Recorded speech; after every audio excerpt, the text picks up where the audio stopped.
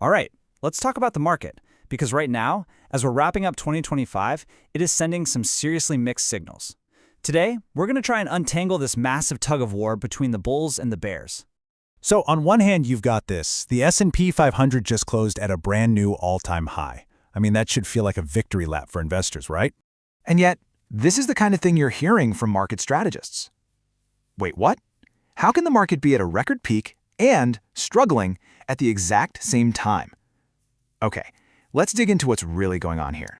This tension is the story of the market right now. You've got these record highs, but underneath, there's this deep, nagging uncertainty. It's a classic tug-of-war between two really powerful opposing forces, the bulls and the bears.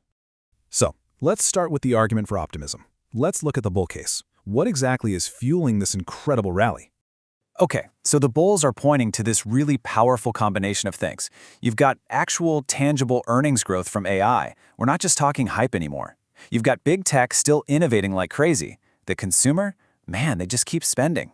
And on top of all that, everyone's kind of expecting the Fed to start easing up. And, historically, markets tend to have a nice little run into the new year. It's a pretty compelling story.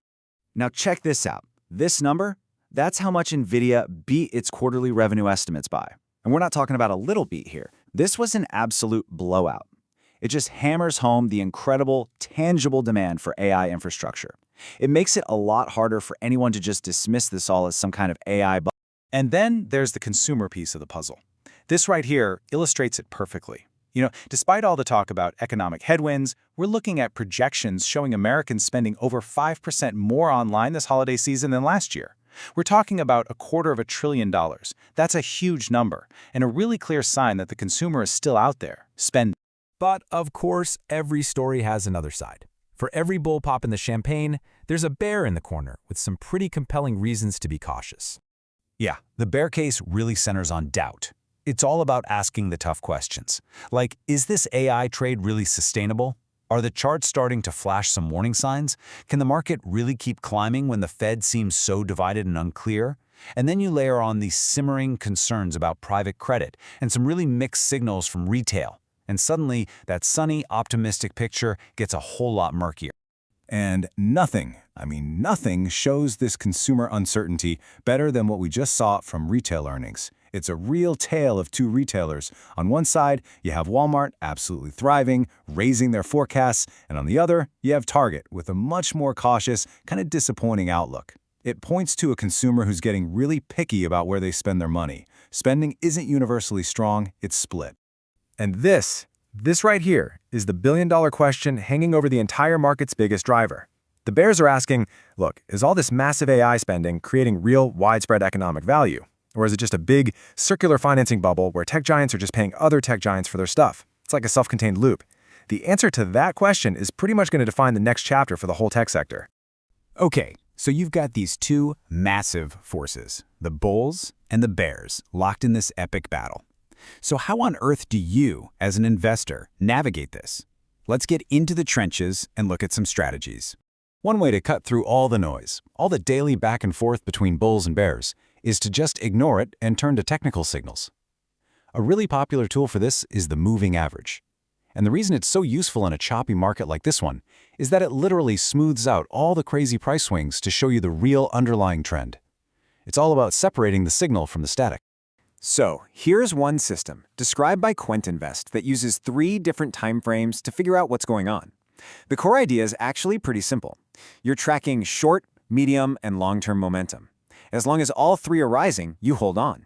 But the moment that short-term 4-month momentum starts to falter, you sell. Think of it like an early warning system, just in case a little dip is about to become a much bigger problem. So, the big question is, does this stuff actually work? Well, let's take Peloton as a case study. The chart told the story way before the news did.